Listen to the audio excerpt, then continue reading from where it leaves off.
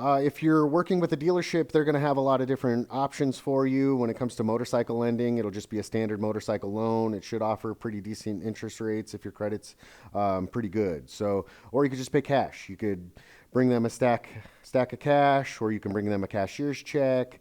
That's obviously really easy to do.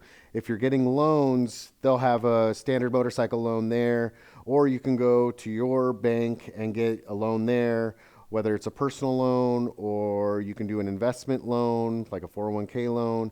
If you did like a home equity line, you would take equity from your home and pay it that way. So if you're looking on Craigslist or Cycle Trader or, the newspaper, if you still read the paper and there's ads in the paper, you could do a couple different things. You could pay cash, obviously, or bring them a cashier's check or something like that. That's probably the safest way to go. Or a loan. Loans are a little different. You would have to have that secured, obviously, before you pay the guy, and he's got to be comfortable with it.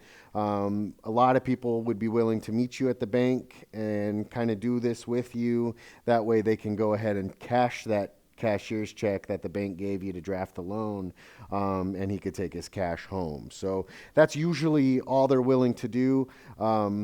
Personal checks, they don't really have many ways to verify that. So when it comes to private party, you either pay them cash or you secure a loan on your own. And you'd have to give your bank all the information regarding that motorcycle in order for them to get you approved and to cut the check. And that's why it might be easier to have him at the financial institution with you, so it's kind of seamless and you can wrap it up pretty quickly for him.